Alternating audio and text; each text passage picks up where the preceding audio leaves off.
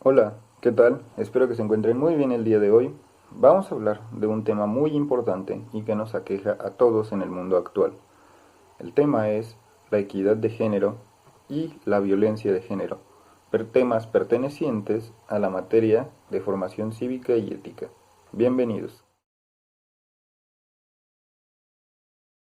Bien, pues para empezar necesitamos definir qué es entonces la equidad de género.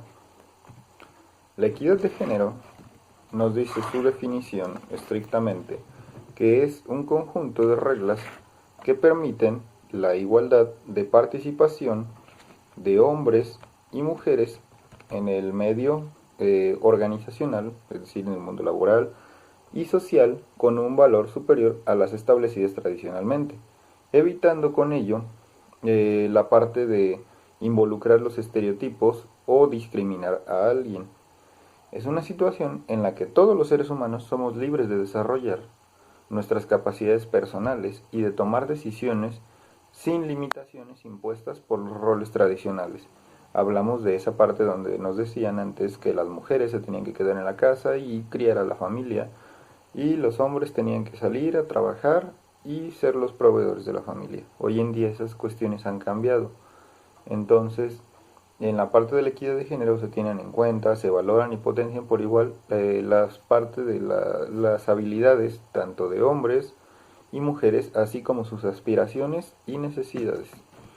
Entonces, como podemos ver aquí, es muy importante la parte de la equidad de género por el hecho de que nos ayudó a quitar del camino la parte donde las mujeres tenían que mantener una, una cierta actitud o solamente se podían limitar a realizar ciertas actividades porque eran actividades propias de mujeres, al igual que los hombres. Hablamos tanto de la parte académica, ciertas carreras que decían estas carreras son de hombres, estas carreras son de mujeres. La manera de vestir, que ha cambiado también muchísimo hoy en día.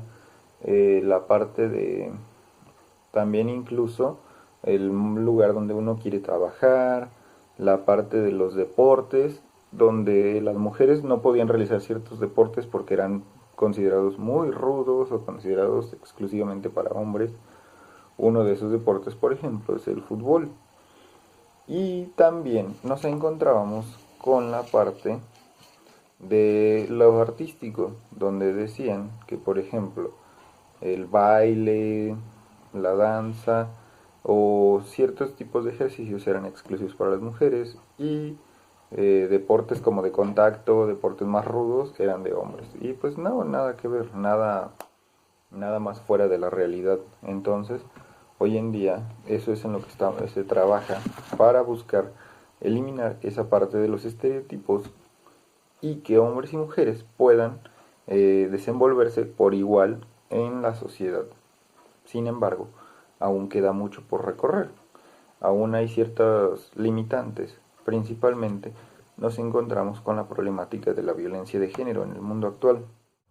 Bien, ahora vamos a hablar un poco sobre la parte de lo que es la violencia de género, los riesgos que todo esto implica y cómo podemos hacer para cambiar esa cultura en la que hemos vivido durante tanto tiempo.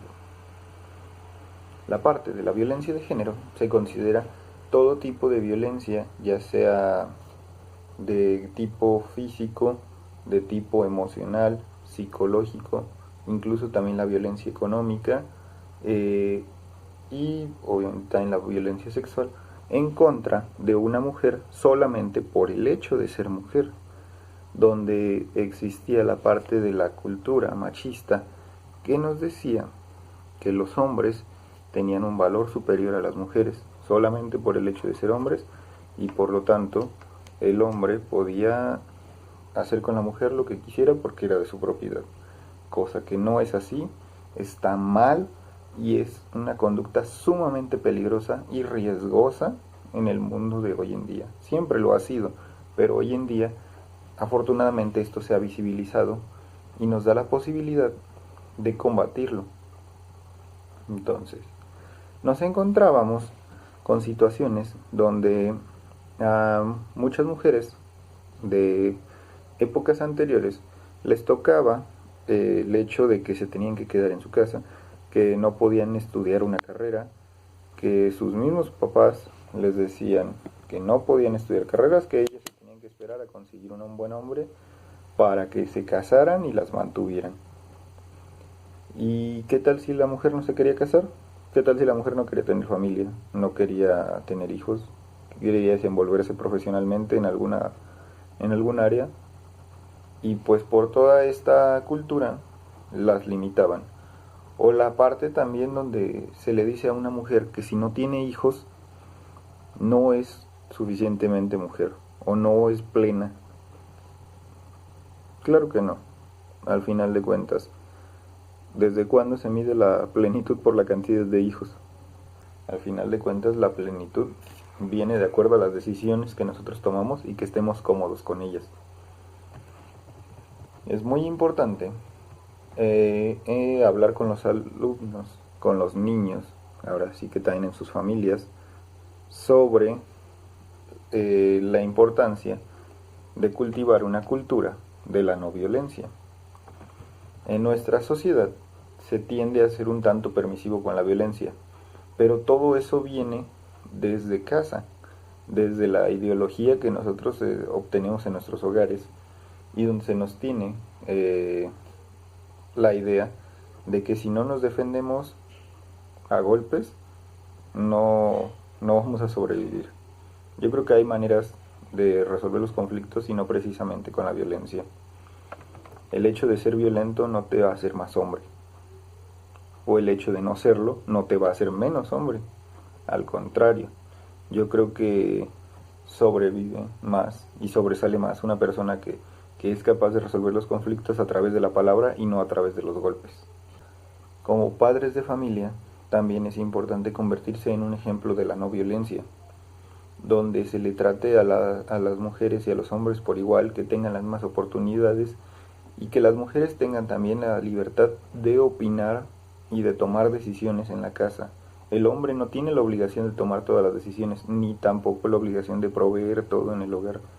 Si ambos quieren y pueden trabajar, están en todo su derecho. Al final de cuentas, nadie puede limitar las capacidades del otro. Debemos hablar de la violencia que se vive cada día en la sociedad.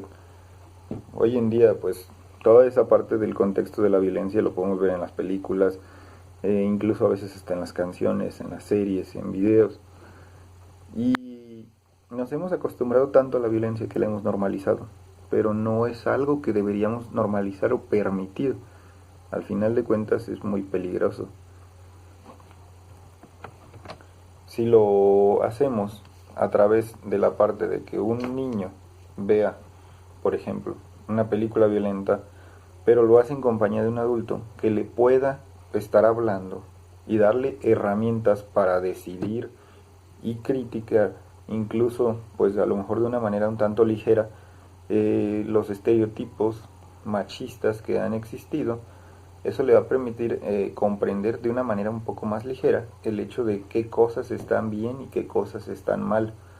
Al final de cuentas, los adultos somos el ejemplo para los niños y muchas veces lo que los niños dicen o hablan son cosas que nosotros les hemos implantado, ideas que nosotros les hemos dado hasta que ellos forman su propio criterio.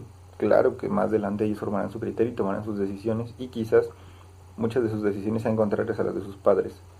Y afortunadamente de eso se trata, de estar evolucionando y de cambiar positivamente. Por último, vamos a hablar un poco sobre algunos consejos para la igualdad de género.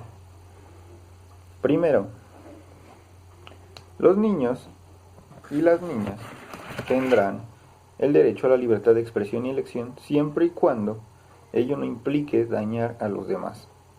Entonces, todos los niños y todas las niñas tienen derecho a decidir y a hablar, a expresarse, siempre y cuando no agredan a otros y no violenten a los derechos de otras personas. Una niña arriba de un árbol, pues solamente es una niña que juega a subirse a los árboles, que se divierte y que disfruta de la naturaleza. Un niño con mallas es solo un niño practicando ballet que disfruta de mover su cuerpo al ritmo de la música. La actividad que desarrolle una niña o un niño no va a modificar su género, ni define su orientación sexual, tampoco le hace menos mujer o menos hombre, como les dije. Entonces debemos permitir que los alumnos y que los niños en sus casas se integren a las actividades de su preferencia. Las niñas pueden practicar fútbol perfectamente y los niños pueden practicar danza o alguna arte, pintura, lo que a ellos les guste. No hay ninguna obligación de cumplir con ciertos estereotipos o roles. Ya no estamos en esas épocas. 3. Los colores. Amarillo, verde, azul claro, azul fuerte, morado, negro. Hay colores bellos por todas partes. Y el rosa es uno más de esos colores. Las niñas y los niños tienen la opción de hacer de su vida un arco iris por completo. Hay que motivarlos a reconocer la libertad de elegir con independencia ciertas costumbres o tradiciones. 4. Las niñas pueden, deben y quieren preguntarlo todo, saber más, no quedarse con dudas. Entonces, debemos invitarlas a saber por qué las cosas son como son. Una mujer calladita no se ve más bonita. Por su parte, los niños necesitan sentir y expresar sus emociones libremente, porque un hombre no es más débil si llora, y los hombres sí lloran, sí lloramos. Entonces, quítense esa idea de que eres un hombre, los hombres no lloran, o como les dije, lo de que calladita te ves más bonita. Claro que no. También las mujeres pueden alzar la voz. 5. Leer promueve la imaginación, abre horizontes, derriba falsas creencias. Casarse y ser mamá es uno de los destinos posibles para una niña, pero no es el único y no es una obligación absoluta. Ser padres y trabajar para mantener a una familia no es obligación solo de los niños. El futuro de las niñas y de los niños no está predeterminado, pues tienen el derecho a moldear la vida que ellas y ellos quieran vivir, siempre y cuando no agredan los derechos de otras personas. Son totalmente libres. Que existan maestras, ingenieras, mecánicas, astronautas, boxeadoras, políticas, presidentas, es el resultado de muchos años de esfuerzo que hay que enaltecer. Por igual, hay que reconocer y aceptar que hay ocupaciones o profesiones que tradicionalmente se asocian a lo femenino, como la enfermería, la cocina, el diseño de modas, el trabajar con niños, en las cuales los hombres comienzan a incursionar por ser de su preferencia. Debemos promover en los niños la idea de que es importante que ellos reconozcan que no hay profesiones para un determinado género, hay profesiones para determinadas vocaciones y cualidades. Puede ser lo que tú quieras ser. Las niñas y los niños no son muy chiquitos para entender las cosas. A veces los adultos más bien no sabemos cómo explicarlas. No obstante, su voz necesita ser escuchada y tienen derecho a opinar en aspectos que les competen. Por tanto, los adultos debemos ser pacientes, tomarnos un tiempo con ellos y explicarles las cosas lo mejor que podamos. Siempre lo van a agradecer. Recuerden que el género de cada persona solamente es una cuestión biológica. Nacemos siendo mujeres o naciendo hombres. Y debemos apoyar a los niños, niñas y adolescentes a reconocer que como mujeres pueden hacer valer sus derechos y sus decisiones y que los hombres deben respetar las decisiones de sus compañeras y no dejarse presionar por lo que dicen sus compañeros.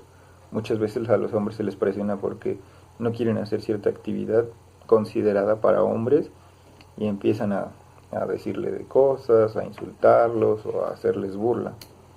Nadie puede obligarte a hacer nada que tú no quieras. Y eso es tanto para niñas como para niños. Por último, y esto es más que nada también para los adultos y para nosotros como maestros, cuando nos dirigimos a un grupo de niñas y de niños, debemos aprender a utilizar los sustantivos niñas y niños. Usar solamente el término niños para referirse a la totalidad del alumnado, pues normaliza que las niñas se sientan invisibles y que los niños justifiquen su superioridad. A esto le llamamos lenguaje incluyente. Y esto sería todo por el día de hoy. Espero que les haya gustado el video. Les mando un saludo. Cuídense mucho y nos vemos pronto. Hasta luego.